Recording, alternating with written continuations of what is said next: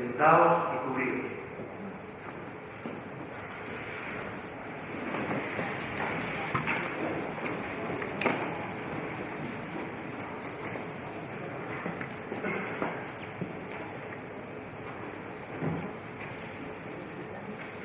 Se inicia el acto. La señora secretaria general leerá el acuerdo de la universidad por el que se otorga el título de doctor honoris causa a don David Pablo.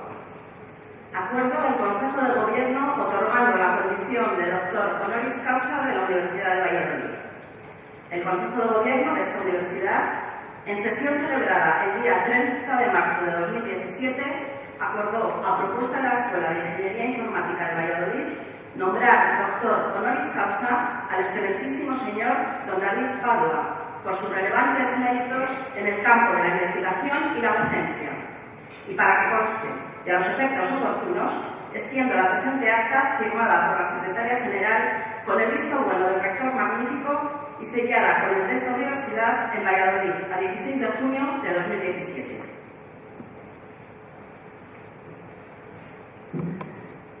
El director de la Escuela de Ingeniería Informática de Valladolid y la secretaria general se servirán ir a recoger y acompañar a este claustro al excelentísimo señor doctor don David Pablo.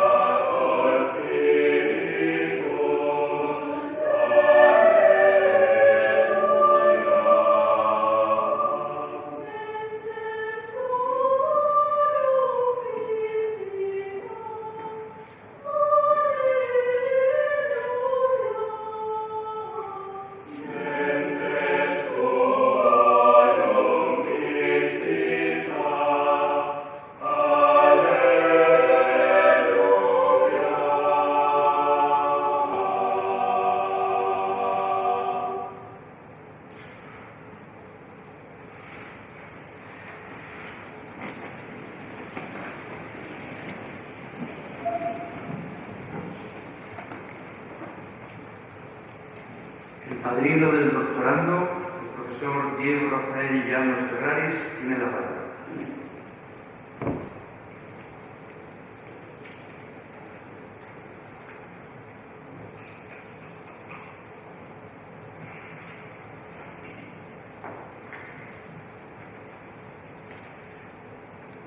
Señor rector magnífico, señores vicerrectores, secretaria general, señor director de la Escuela de Ingeniería Informática, autoridades, miembros del universitario, señoras y señores. Comenzaré por manifestar que para mí es un excepcional honor y privilegio actuar como padrino de la investidura como doctor honoris causa de alguien que reúne una indiscutible talla científica y una personalidad que constituye un modelo para todos los que lo conocen. Me refiero al doctor David Pablo. Por ello agradezco profundamente a todas las personas y órganos de la Universidad de Valladolid que han intervenido en el proceso de aceptación de la concesión de este doctorado honoris causa, por su interés en reconocer públicamente la contribución del doctor Padua a la disciplina de la programación de ordenadores.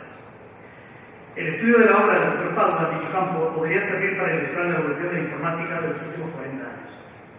El desarrollo de su línea de investigación ha ido siempre por delante de las necesidades tecnológicas del momento, lo que convierte al doctor Padua en pionero en el estudio de los problemas asociados a la computación paralela.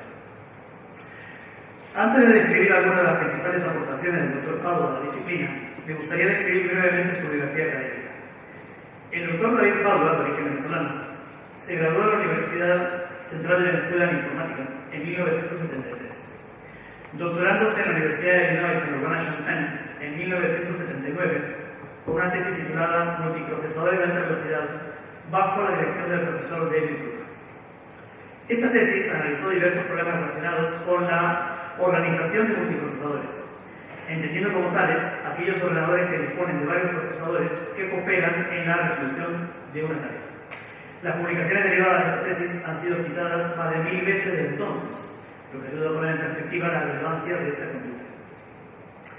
Tras la defensa de su tesis doctoral, el doctor Pablo trabajó 4 años como profesor agregado en la Universidad Simón Bolívar de Venezuela, para volver a la Universidad de Illinois en Urbana-Champaign en 1985, primero como profesor asistente, luego como profesor titular hasta el año 95, y desde entonces hasta la fecha como catedrático.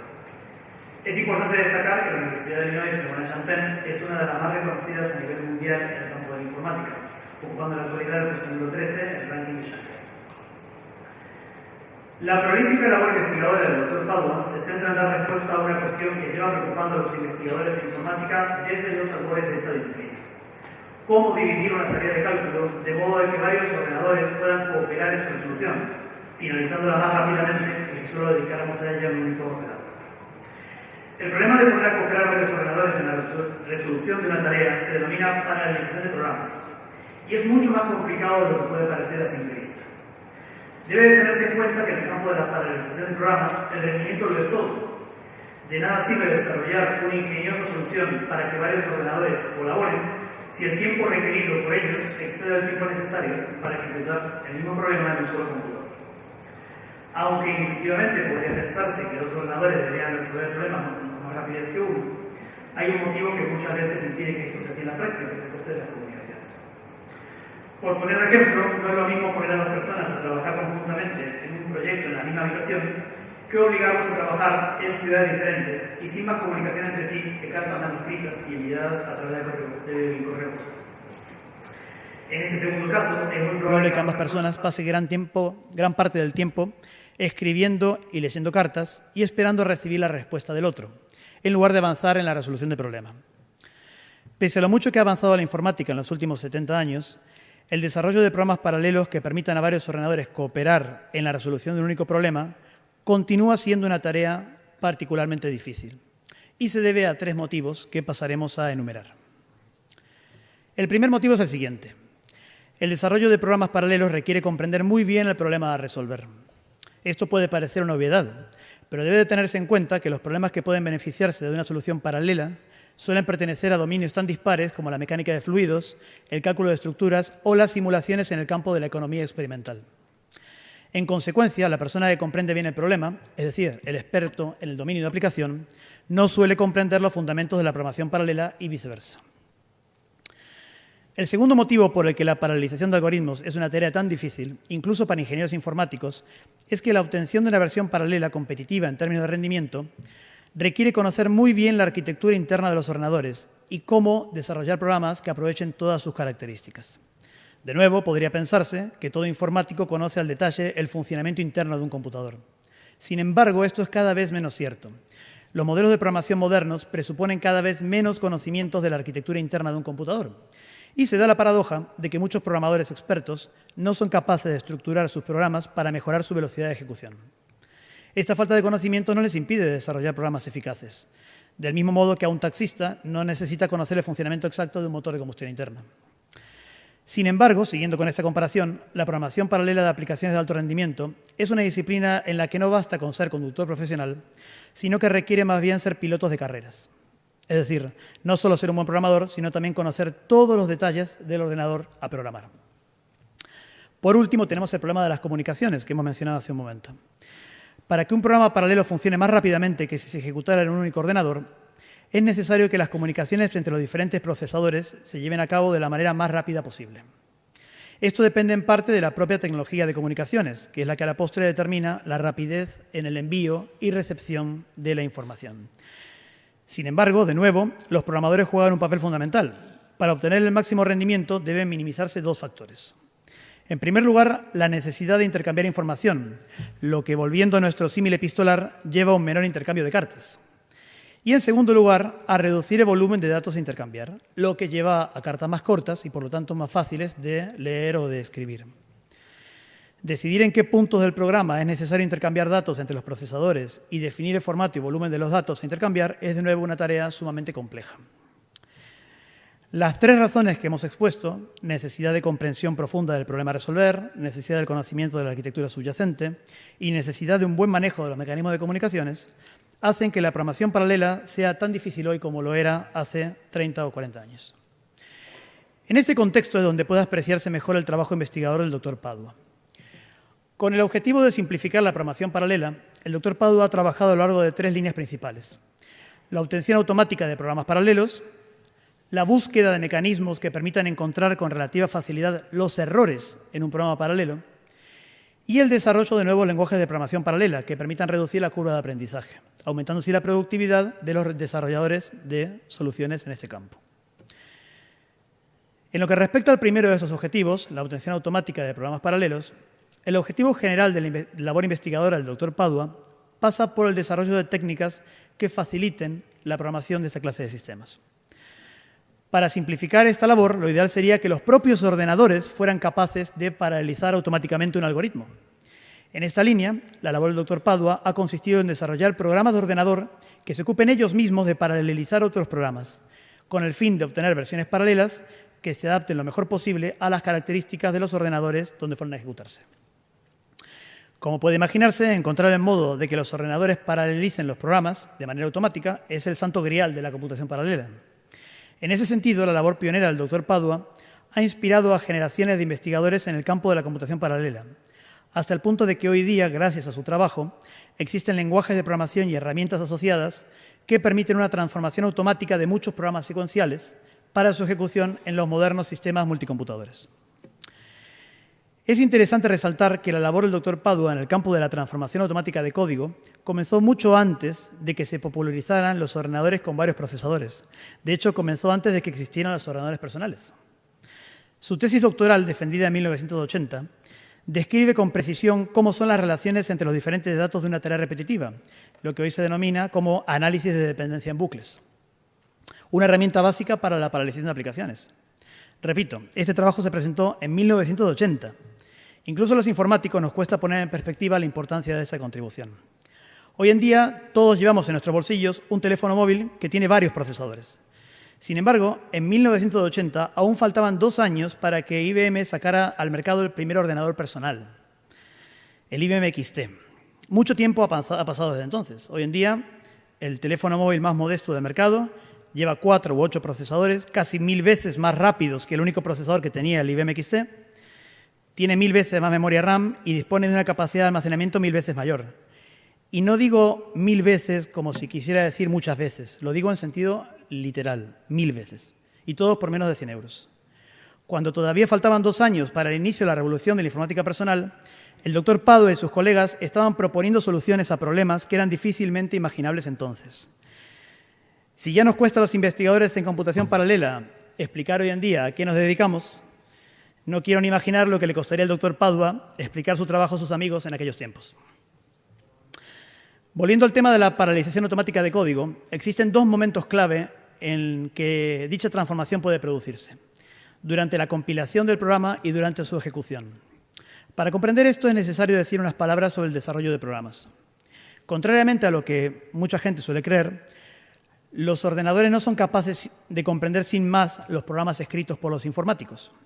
Los programadores informáticos escriben los programas en los llamados lenguajes de alto nivel, que permiten describir tareas complejas con pocas líneas de código. Sin embargo, los ordenadores no son capaces de entender tareas tan complejas. En realidad, los ordenadores solo son capaces de realizar operaciones aritméticas básicas, mover datos y compararlos entre sí para tomar decisiones. El proceso de traducción del código de alto nivel desarrollado por los programadores al código de bajo nivel de los ordenadores se llama compilación. Este proceso lo realizan los compiladores, que son unos programas especializados precisamente en dicha traducción. Pues bien, una de las primeras contribuciones del Dr. Padua consistió en la propuesta de técnicas que permitían a los compiladores no solo obtener versiones de bajo nivel de programas secuenciales, sino además generar versiones paralelas de los mismos para su ejecución en sistemas que contaran con varios procesadores. Decíamos antes que existen 2 momentos clave para transformar los códigos secuenciales en códigos paralelos. El primero, como os he indicado, es el momento de la compilación. El segundo momento es el de la propia ejecución. La idea es sencilla de explicar, pero muy difícil de llevar a la práctica, y es la siguiente. Cuando el programa ha sido compilado y se está ejecutando, el ordenador debería de ser capaz de detectar de manera automática qué partes del programa que está siendo ejecutado podrían ejecutarse en paralelo. Y en ese mismo instante tomar la decisión de asignar ese trabajo a otros procesadores que se encuentren libres. En 1995, el doctor Padua publicó, junto a su discípulo, el doctor Rauschberger, uno de los primeros mecanismos que permitían a un ordenador ejecutar la tarea en paralelo y después decidir si la ejecución que se había llevado a cabo era correcta. De nuevo, se trata de un trabajo adelantado a su tiempo, que en este caso posibilitó el nacimiento de un nuevo campo de investigación, la llamada paralelización especulativa, en la que nuestro grupo de investigación lleva trabajando desde hace 15 años. La labor investigadora del doctor Padua no solo se ha centrado en la obtención automática de versiones paralelas de programas secuenciales y en su optimización. También ha realizado importantes contribuciones en el campo de la depuración de programas paralelos, es decir, en el campo de la búsqueda de errores en esos programas. También en este campo, el doctor Padua y algunos de sus discípulos han realizado importantes contribuciones. Su trabajo en este campo ha supuesto una gran influencia en el desarrollo de herramientas de apoyo a la depuración, como las que ofrece la compañía Intel dentro de su conjunto de herramientas de programación paralela. Para finalizar este recorrido por la prolífica labor investigadora del doctor Padua, me gustaría hacer referencia a su trabajo en el desarrollo de lenguajes de programación paralela. En lugar de desarrollar primero un programa secuencial para luego paralelizarlo, una solución alternativa pasa por desarrollar directamente la versión paralela a través del uso de lenguajes de programación paralelos. Con ayuda de estos lenguajes, es el propio programador el que deja indicado qué partes del código pueden distribuirse entre los diferentes procesadores y cuáles de ellas es mejor que se realicen de manera secuencial. En este campo, el doctor Padua desarrolló uno de los primeros lenguajes de programación paralelo, una versión de Fortran que servía para programar CIDAR, un ordenador desarrollado en la Universidad de Illinois en Urbana-Champaign a finales de los 80. Este lenguaje incluía muchas de las características que más tarde fueron adoptadas por otras soluciones, como OpenMP, posiblemente el mecanismo de programación paralelo más popular entre los sistemas de memoria compartida. Más recientemente, el trabajo del doctor Padua y de sus colaboradores se ha centrado en el último problema de la programación paralela que nos quedaba por mencionar, la distribución de los datos al objeto de minimizar los costes asociados a las comunicaciones. Su solución, basada en distribuir matrices de datos que han sido ordenadas jerárquicamente, permite reducir el número de comunicaciones necesarias entre los procesadores, a la vez que mantiene a mano los datos más utilizados, con la consiguiente mejora en la velocidad de ejecución. En este sentido, cabe destacar que nuestra codirigida por el doctor González Escribano, debe mucho a las soluciones puestas en los trabajos mencionados.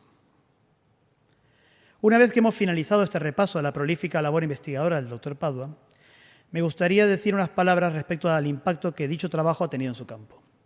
En este sentido, bastaría con mencionar que el doctor Padua tiene un H-index de 58, según Google Scholar, con más de 11.600 citas, lo que le convierte en uno de los investigadores cuyos trabajos han tenido mayor impacto en la disciplina de computación paralela a escala mundial. El doctor Padua ha publicado más de 170 artículos en los campos de la programación paralela, compiladores y herramientas, y el diseño de sistemas paralelos. Asimismo, ha dirigido unas 30 tesis doctorales, y algunos de sus alumnos se cuentan entre los investigadores de más prestigio en el campo de la programación paralela. Entre los servicios prestados por el doctor Padua a la comunidad científica, cabe destacar que ha sido el editor en jefe de la Encyclopedia of Parallel Computing, una monumental obra publicada por Springer Verlag que resume el estado del arte en una disciplina que hoy goza de la máxima importancia. También es miembro del comité editorial de algunas de las revistas más prestigiosas del área, como la Transactions on Parallel and Distributed Systems, la Journal of Parallel and Distributed Computing y también el International Journal of Parallel Programming. El doctor Padua ha servido asimismo en los comités científicos de más de 70 congresos internacionales del máximo nivel y posee numerosos galardones, tanto investigadores como docentes. Hasta aquí la descripción de los méritos científicos del doctor Padua, que, como hemos indicado, como hemos querido mostrar, lo convierte en una autoridad indiscutible en su campo del saber.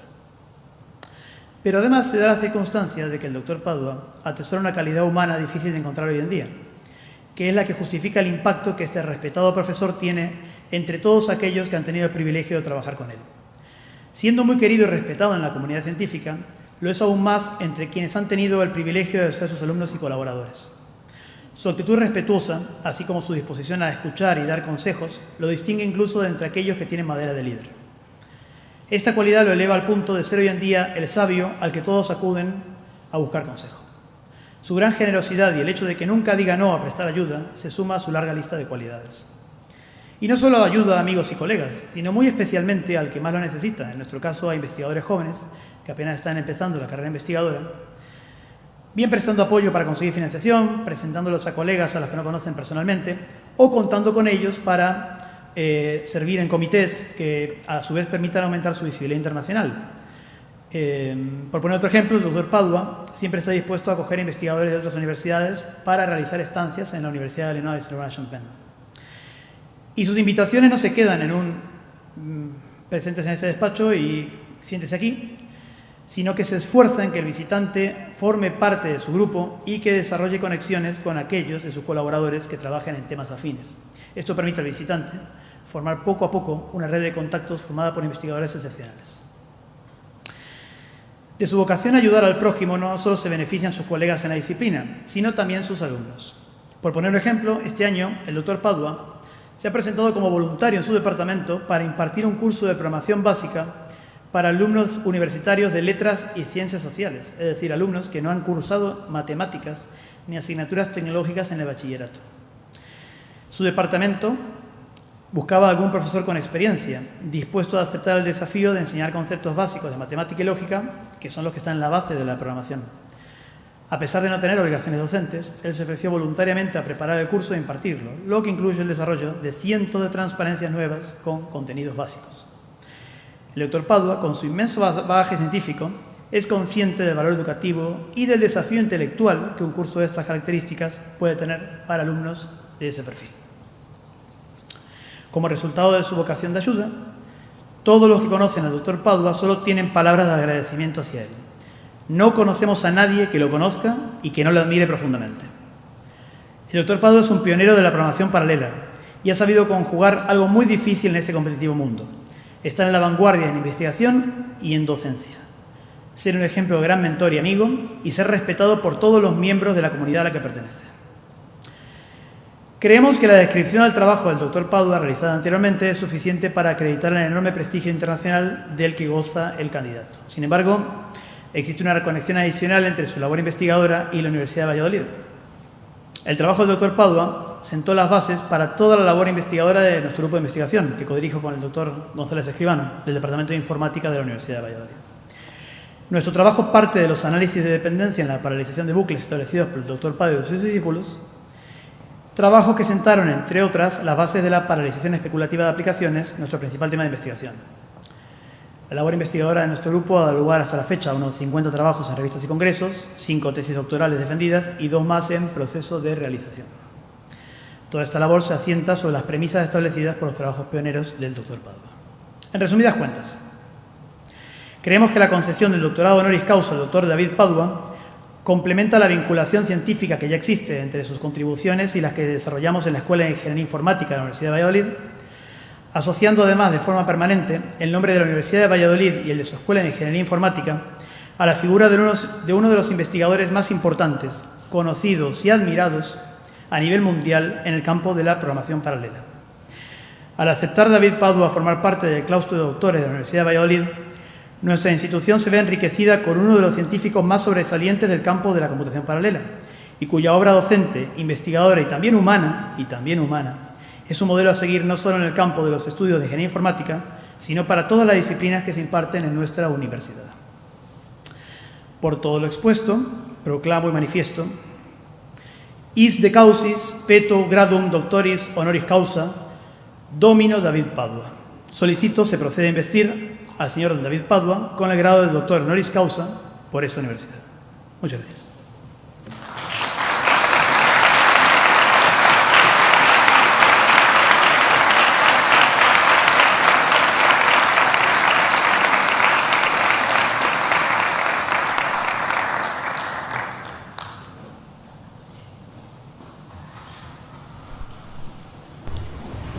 Se va a proceder a la investidura solemne como doctor honoris causa del excelentísimo señor doctor don David Padua.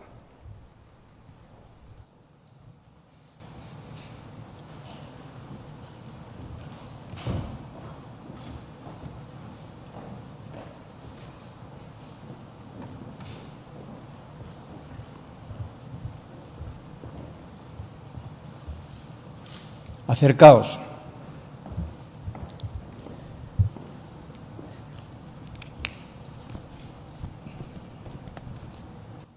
Por el claustro de la Universidad de Valladolid, a propuesta de la Escuela de Ingeniería Informática de Valladolid y en testimonio de reconocimiento de vuestros relevantes méritos, habéis sido nombrado doctor honoris causa. En virtud de la autoridad que me está conferida por las leyes del reino, os entrego dicho título y se os impone como símbolo el birrete laureado sobre vuestra el birrete laureado venerado distintivo del Alto Magisterio Español. Llevadlo sobre vuestra cabeza como la corona de vuestros estudios y merecimientos.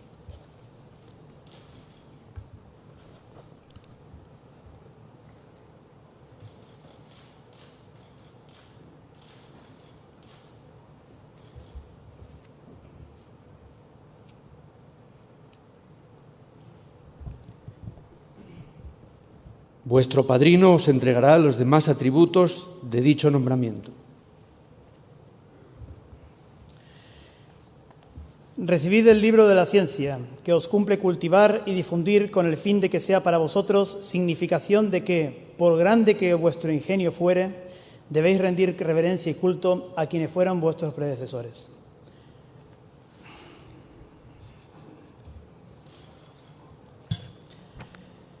Recibid el anillo, que en la antigüedad se entregaba en esta venerada ceremonia como emblema del privilegio de firmar y sellar los dictámenes, consultas y censuras de vuestra ciencia y profesión.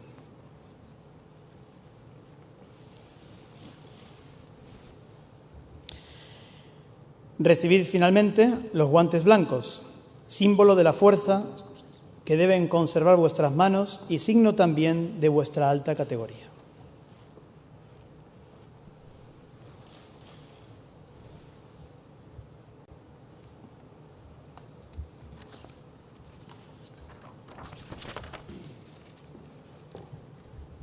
Invito al nuevo doctor honoris causa a prestar juramento.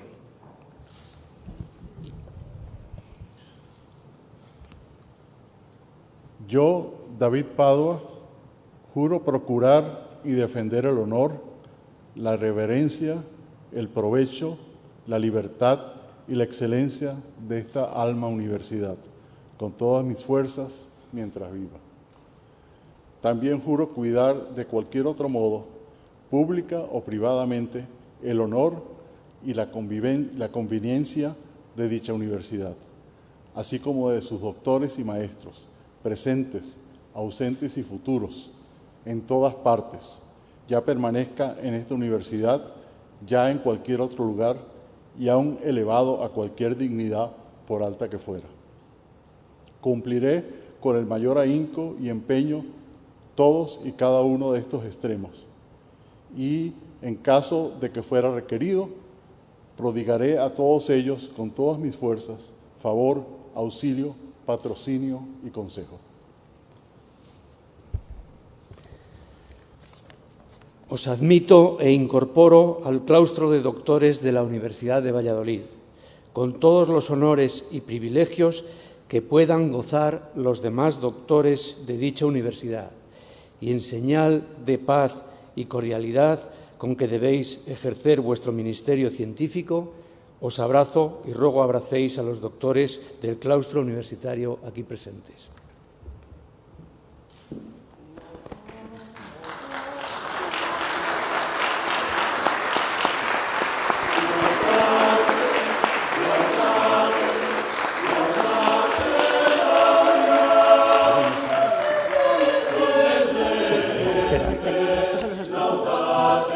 Este es el libro.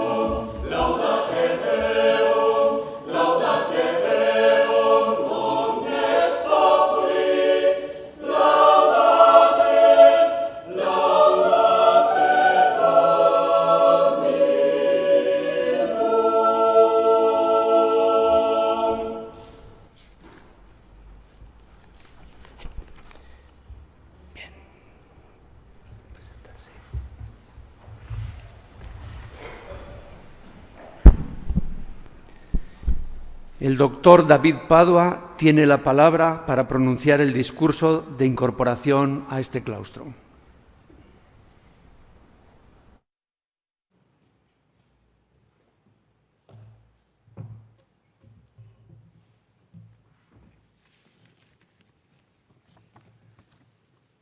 Señor Rector Magnífico, señor Vicerrector de Ordenación Académica, señora Secretaria General, señor Director de la Escuela de Ingeniería Informática, autoridades, miembros del claustro universitario, señoras y señores.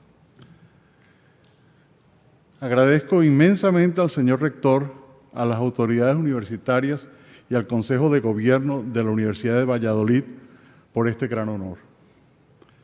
Para mí no hay galardón más importante que un doctorado honoris causa de una de las universidades con más historia del mundo.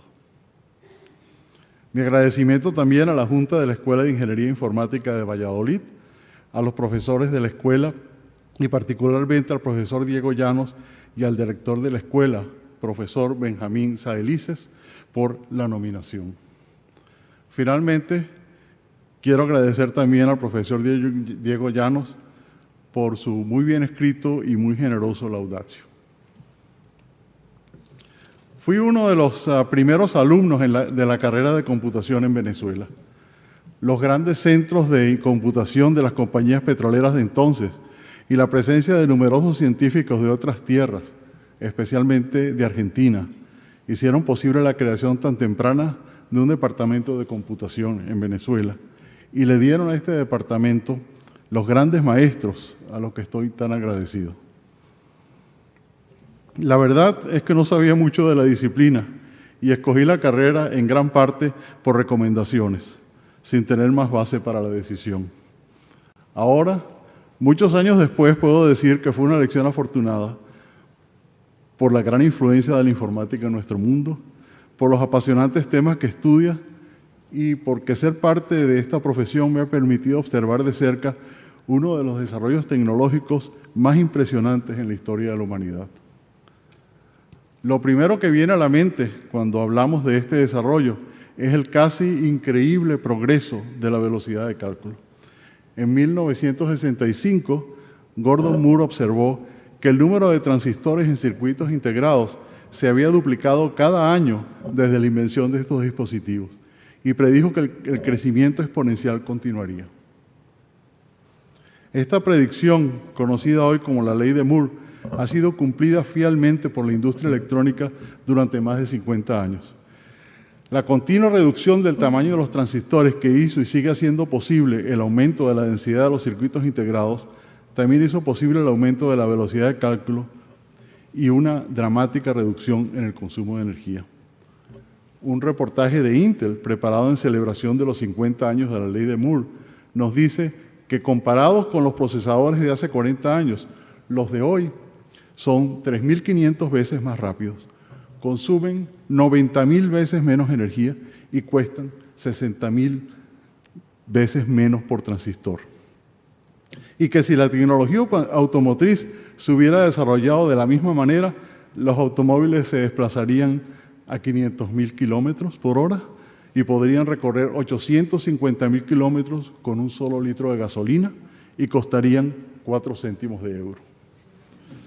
No solo los procesadores se hicieron cada vez más rápidos, sino que ha sido posible crear ordenadores con un número cada vez más grande de procesadores. Hoy en día hay ordenadores con millones de procesadores, como Sequoia en los Estados Unidos y Taihu Lite en la República Popular China. La combinación de la ley de Moore, que nos ha dado procesadores cada vez más rápidos, con el aumento en el número de procesadores, ha resultado en sistemas con una capacidad de cálculo que es difícil de concebir. Más de 125.000 billones de operaciones por segundo.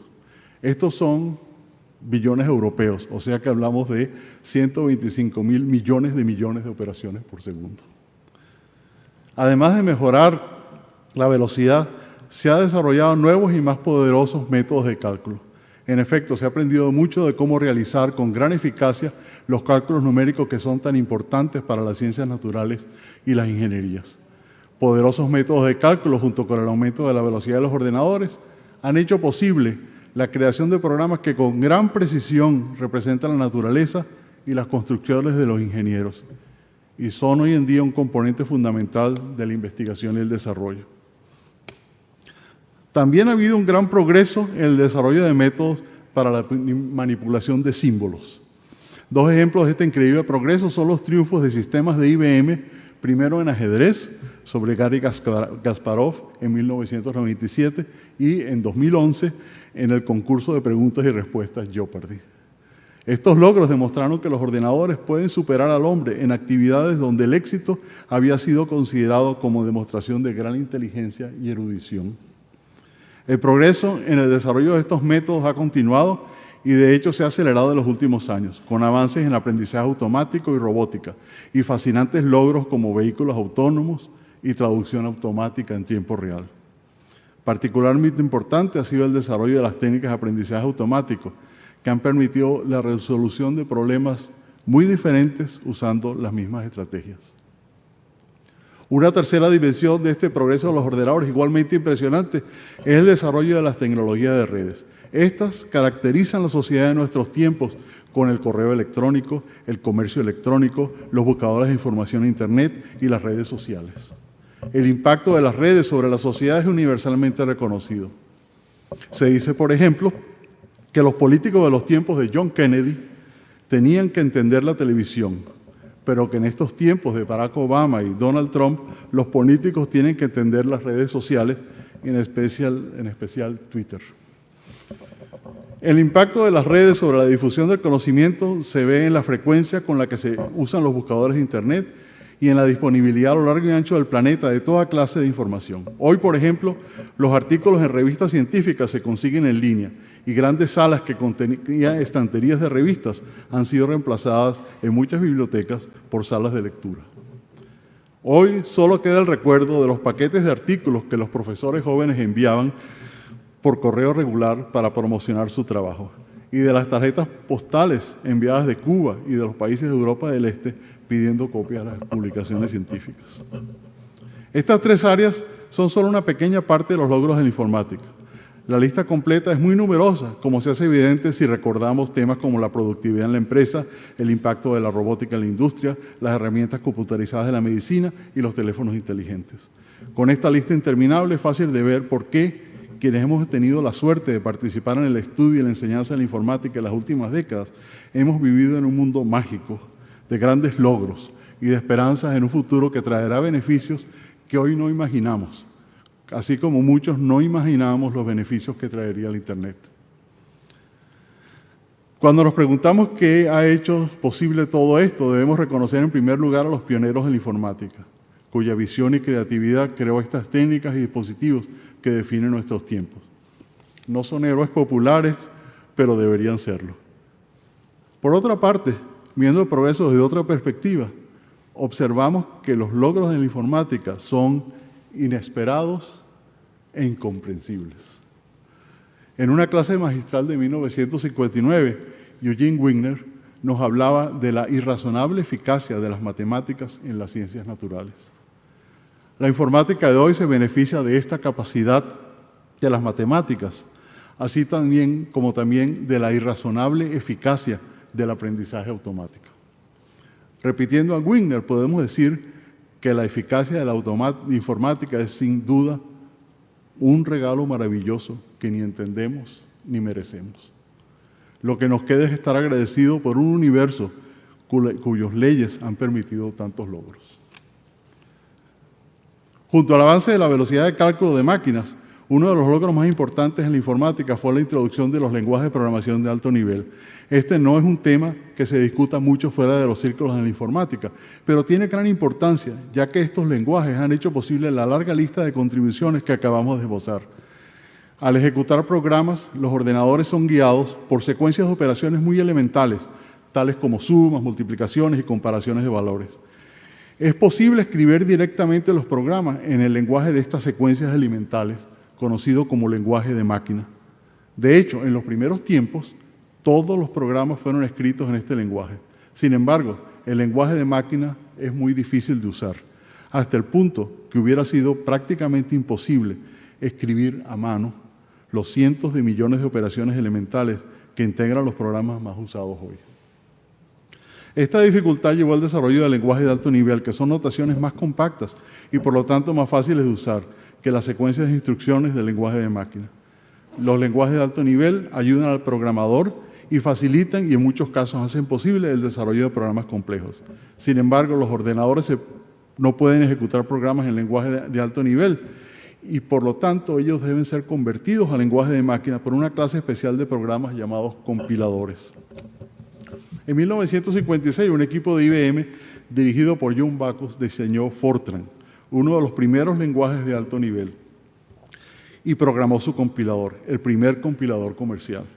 La palabra Fortran es un acrónimo derivado de la frase traductor de fórmulas. En Fortran, las fórmulas se escriben de la manera como aprendimos en los cursos de matemáticas. El compilador de Fortran traduce cada fórmula a una secuencia de operaciones elementales. La conversión de fórmulas y otras partes del lenguaje es un proceso difícil.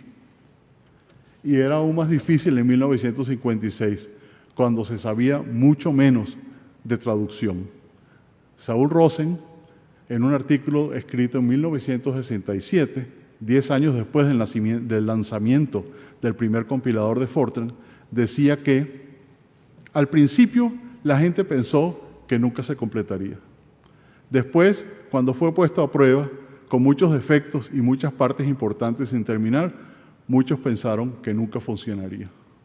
Afortunadamente, para IBM y para nosotros, el compilador fue mejorando gradualmente hasta que se hizo lo suficientemente robusto como para ser usable.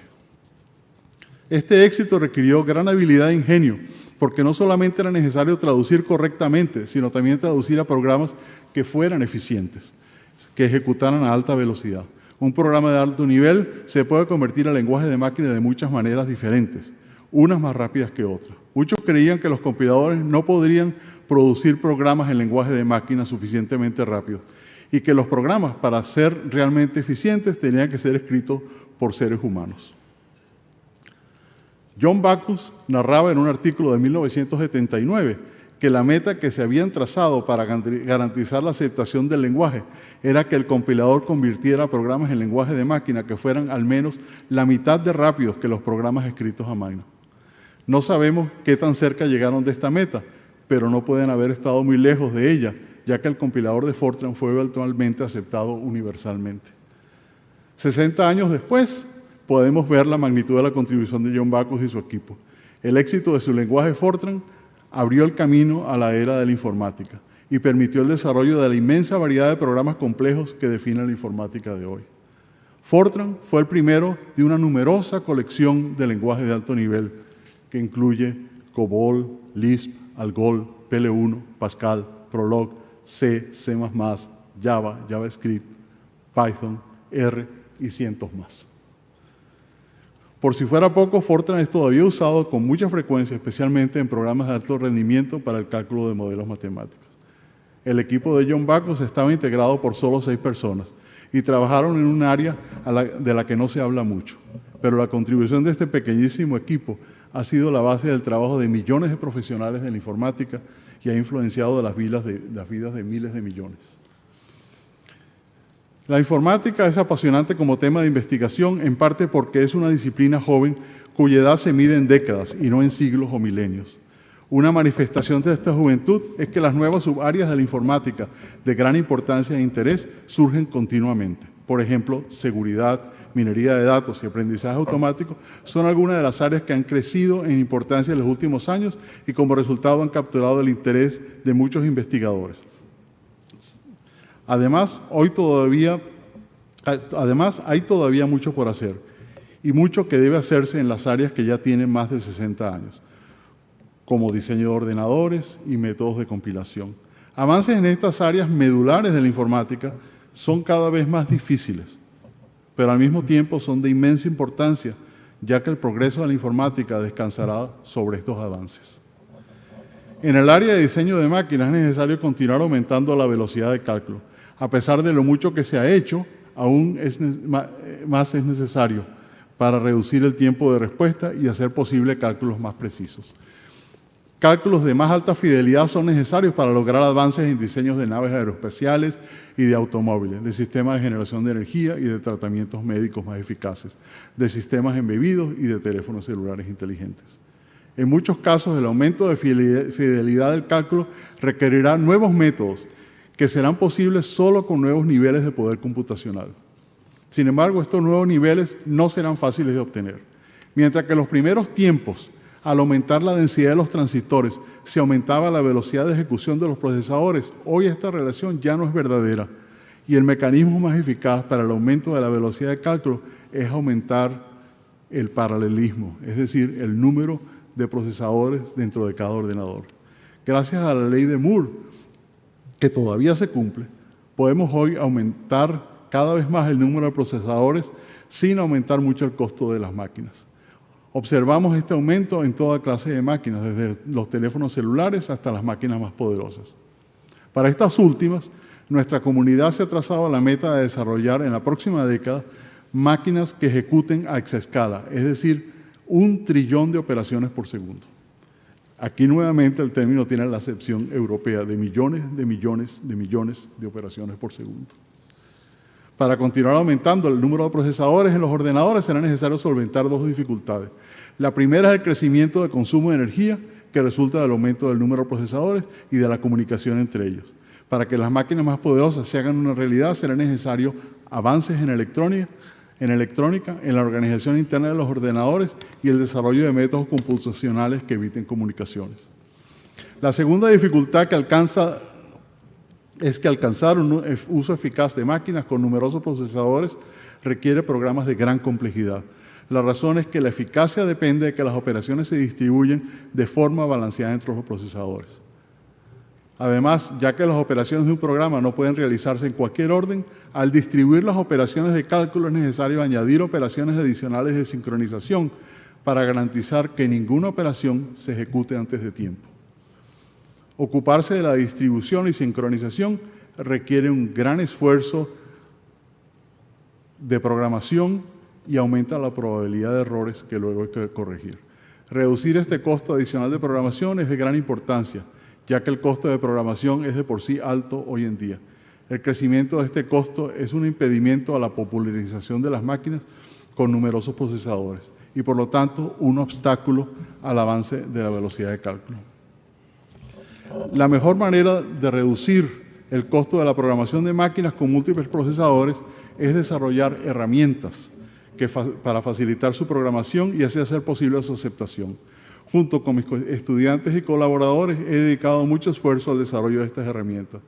Nuestro trabajo construye sobre las bases creadas por mis excelentes maestros y mentores en la Universidad de Illinois, donde hice mis estudios de doctorado. Fue entonces que comencé mi trabajo en el desarrollo de compiladores, la herramienta de programación usada con más frecuencia. Hemos desarrollado una variedad de técnicas que hacen posible que los compiladores hagan más que simplemente descomponer las fórmulas en secuencias de instrucciones de máquinas, sino que también identifiquen cuáles operaciones se pueden ejecutar simultáneamente, las organice en unidades de cálculo y finalmente inserte las sincronizaciones necesarias. Aunque nos gustaría que todo el trabajo lo hiciera el compilador, esta meta no se ha alcanzado todavía. Los compiladores son de gran ayuda, pero hoy el programador que busca alta velocidad de ejecución debe evaluar lo que produce el compilador y a menudo continuar el proceso de transformación a mano. Así que hay todavía oportunidad y la necesidad de avances. Quizás lo más importante que permanece sin desarrollar son métodos para la identificación de secuencias óptimas de transformación de programas. Poder identificar estas secuencias garantizaría la optimalidad del producto de los compiladores y así evitaría la necesidad de trabajo adicional tan frecuente hoy en día. También hemos trabajado en el desarrollo de herramientas que hacen posible evitar prácticamente todo el trabajo de programación. Estas herramientas generan automáticamente programas eficientes a partir de descripciones generales. Los métodos desarrollados han sido usados por la industria para la generación de rutinas de biblioteca a una fracción del costo que requeriría un desarrollo manual. La estrategia usada por estas herramientas es la de explorar el espacio de todos los métodos que pueda resolver el problema. Esta exploración tiene que hacerse inteligentemente porque el número de posibles métodos es a menudo inmenso y una exploración exhaustiva podría tardar años. Una tercera clase de herramientas son colecciones de módulos que implementan operaciones fundamentales que puedan combinarse naturalmente para crear computaciones eficientes. Nuestra visión es que los programadores desarrollen sistemas haciendo uso de una variedad de herramientas, de tal manera que en algunas los programas sean escritos usando lenguajes de alto nivel tradicionales y luego transformados por compiladores poderosos. Otras partes generadas a partir de descripciones generales y finalmente otras representadas como combinaciones de módulos prefabricados. Mucho se ha logrado en las últimas décadas y entendemos mejor el proceso de compilación, de generación y cuáles abstracciones son de más utilidad para la programación. Pero más debe hacerse en el desarrollo de esas herramientas porque los programadores de hoy o bien deben resignarse a una eficiencia subóptima o deben abocarse al cambio meticuloso de sus programas para mejorar su eficiencia. Estoy convencido de que esta situación mejorará con el tiempo y que eventualmente ningún programador podrá hacerlo mejor a mano que la combinación de herramientas. Así como las máquinas vencen en juegos como ajedrez y Go y en los juegos de preguntas y respuestas, también las máquinas podrán vencer en la producción de programas de máxima velocidad. El resultado de esta situación será permitir que continúe el rápido avance de la velocidad de cálculo, ya que nuevas clases de ordenadores no aumentarán el costo de la programación. Los grandes logros de la informática están cambiando nuestro mundo a pasos cada vez más rápidos. Es la responsabilidad de nuestra sociedad reaccionar para beneficiarse de la mejor manera posible de este desarrollo. En particular, por razones de justicia social, se debe facilitar el acceso universal a máquinas e interconexiones. Mucho se ha avanzado en esta dirección en los últimos años gracias a la reducción del precio de los ordenadores personales y a la creciente disponibilidad de acceso a redes de ordenadores. Pero es necesario hacer más. Afortunadamente hay razones para ser optimistas. Numerosas iniciativas de la industria, los gobiernos y las universidades se enfocan en este problema. Ejemplos incluyen el Connectivity Lab de Facebook, cuya meta es hacer más asequible el acceso al Internet, y el programa One Laptop per Child del Instituto Tecnológico de Massachusetts, que tiene como misión contribuir a la educación haciendo los computadores personales más asequibles. También el desarrollo de la informática tiene consecuencias para la enseñanza universitaria. El resultado de la proliferación de ordenadores y los avances en la resolución de problemas es que una fracción muy importante de los empleos del futuro requerirá la habilidad de programar. Esta predicción está respaldada por la intuición colectiva que se manifiesta, por ejemplo, en la demanda que tienen hoy en día los cursos de programación. Esta demanda es tan grande que, a pesar de la extensa contratación de profesores, numerosos estudiantes se gradúan de universidades de los Estados Unidos sin haber satisfecho su deseo de registrarse en cursos de programación debido a restricciones de espacio. Creo que las universidades no solamente deben aumentar su capacidad de enseñanza de la programación para satisfacer la demanda actual, sino que deben tener como meta dar educación en informática a tantos estudiantes como sea posible en todas las disciplinas. Una meta podría ser que todo graduado universitario tenga una sólida preparación en informática. Esto servirá no solamente para satisfacer las necesidades que hoy se conocen, sino que al aumentar el número de profesionales con educación en informática se abrirán nuevas direcciones de desarrollo. No soy de los que cree que los avances en informática conducirán al desempleo masivo. Creo que más bien el trabajo rutinario será una cosa del pasado, que habrá grandes oportunidades de desarrollar la creatividad y que los sistemas de informática, en lugar de reemplazar al hombre, serán herramientas que aumentarán la productividad y la creatividad. Finalmente, y quizás sorprendentemente, los avances en informática claman por más y mejor educación en las humanidades. El desarrollo de las redes sociales, que ha hecho posible un grado de interacción entre los hombres sin precedente. Cada vez más participamos en una conversación universal. Esto, que tiene mucho de positivo, al mismo tiempo crea dificultades. Las noticias fluyen sin mucho control. Lo verdadero y lo falso se mezclan y distinguir entre ellos requerirá una gran capacidad de análisis crítico. Sostener la democracia y evitar desaciertos trágicos en este mundo de comunicaciones instantáneas requerirá de ciudadanos altamente educados. Hoy resuena con más fuerza que nunca las palabras de Bolívar, grabadas bajo su estatua en la universidad que lleva su nombre. Un pueblo ignorante es instrumento ciego de su propia destrucción. Es nuestra misión en las universidades educar para la democracia, con la historia, la literatura y la filosofía. y de desarrollar en nuestros estudiantes la habilidad de expresar ideas claramente y de discernir. Estoy seguro que nuestras universidades seguirán estando a la altura de esta misión. Después de todo, según el himno de la universidad de la que recibí mi primer título, las universidades son casas que vencen la sombra. Y las vencen porque están construidas por la sabiduría, según el lema de la universidad que me dio mi último título. Muchas gracias.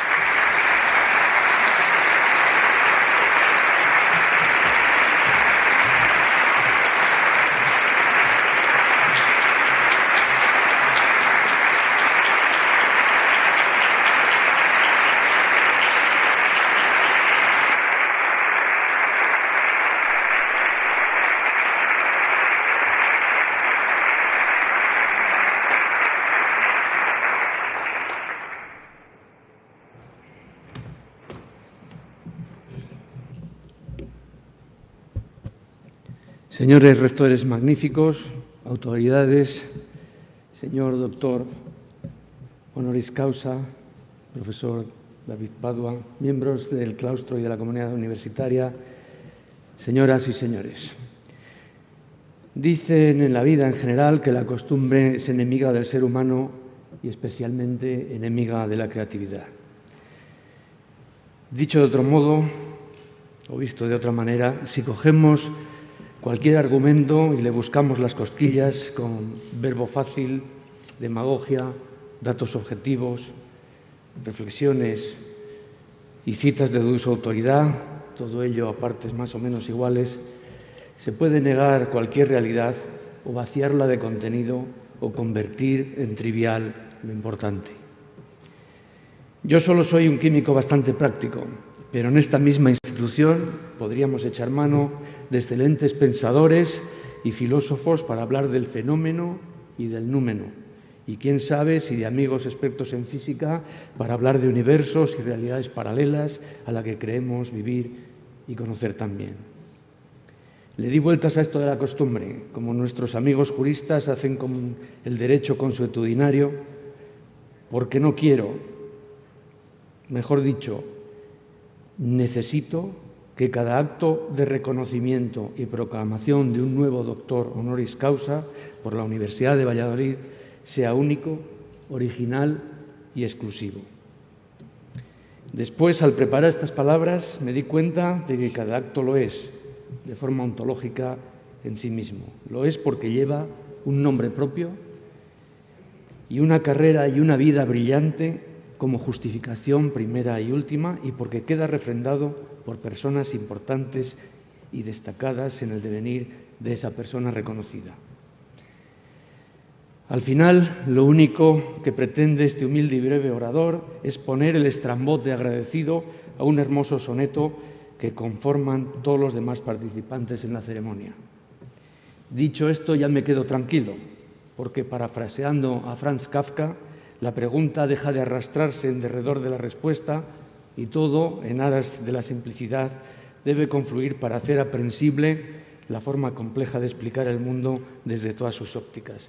Creo que ya se ha dicho aquí, pero tengo que recordar que después de graduarse en informática en la Universidad de Venezuela, la tesis con la que David Padua se doctoró en la Universidad de Illinois en 1980 versó sobre multiprocesadores de alta velocidad. Es decir, en una época en la que los ingenieros de IBM estaban intentando empezar a atisbar el diseño del primer ordenador personal compatible, lo cual ya es impresionante. Intento recordar con una media sonrisa dónde estaba yo y qué idea albergaba entonces mi mente de la informática, como todos mis paisanos de aquella época, y pienso que todavía quedaba muy lejos el momento en el que el primer ordenador personal habría de llegar a mis manos inexpertas. Sí recuerdo haber puesto mis manos no en el año 80, sino a mediados de aquella década, en aquellas cajas tan atractivas, con pantallas de fósforo y que ni siquiera tenían un disco duro. Recuerdo el poder que sentía al superar el floppy, si lo llamábamos, de 5 1/4, que se estropeaba con mirarlo, y sentir el tacto de los nuevos discos de 3,5 pulgadas.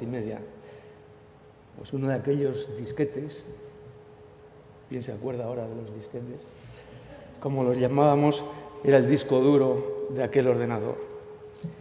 Los usuarios potenciales de todo el mundo aguardábamos como convidados de piedra, sin saber ni lo que ocurría ni lo que podría ocurrir, mientras personas como el profesor Padua buceaban en el lenguaje y las tripas conceptuales de las máquinas que habrían de acabar estando presentes en casi cada instante de nuestra existencia y mucho más de la de nuestros hijos. En el mismo continente en el que se formaba David Padua, tipos como Bill Gates y Steve Jobs desarrollaban las posibilidades informáticas desde una óptica con un beneficio más inmediato, mundano y reconocido popularmente. El profesor Padua analizaba dependencias, trasteaba con códigos, comprobaba iteraciones de bucles y conformaba la paralización de programas para sentar algunas bases del futuro que hoy disfrutamos. Seguramente el premio pecuniario no fue tan bueno como el que sobrevino para Bill Gates o Steve Jobs, pero tengan por seguro que su forma de trabajar y sus resultados han pasado también a ocupar un lugar destacado en la historia de un mundo que, como un diamante, necesita todas sus facetas para aprovechar de verdad la luz. Eso es lo que se llama adelantarse a su tiempo, tener una visión global de lo que pueden llegar a ser las cosas y saber ir por delante de lo que la tecnología requiere en cada momento, como muy bien explicó hace unos minutos el doctor Diego Llanos. Es la quinta esencia de la búsqueda del conocimiento, el mejorar nosotros al tiempo que desarrollamos la mejor versión posible de nosotros mismos para que puedan degustar los frutos de ese saber las generaciones venideras. En su caso, la idea es tan asombrosa como conseguir traducir a términos informáticos y de programación el concepto de que la unión hace la fuerza y que las máquinas pueden trabajar juntas para hacer de un modo más eficiente y rápido operaciones infinitamente complejas para una sola. Es toda una metáfora si lo trasladamos a las relaciones humanas. El entramado maravilloso que hace que el mundo universitario se interrelacione y se dote de sentido y de contenido para evolucionar por sí mismo hizo que el trabajo desarrollado por el profesor Padua tuviera un afortunado vector hacia la Universidad de Valladolid, donde influyó en la labor investigadora del grupo dirigido precisamente por los doctores Llanos Ferrari y González Escribano, de la Escuela de Ingeniería Informática, y sirvió de fuente de inspiración para propios y extraños con la computación paralela como arma definitiva. La conexión específica es esa, la descripción más bien porque la conexión real con la universidad con mayúsculas es siempre la misma.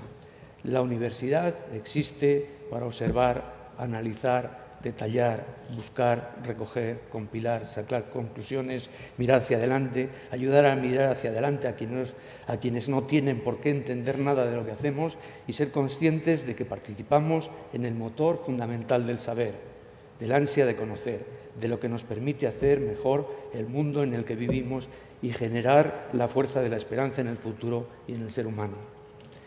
Desempeñar la función de rector de una institución académica como esta proporciona una ocupación incesante y en algunos aspectos tediosa, por lo que a la gestión pura y dura se refiere.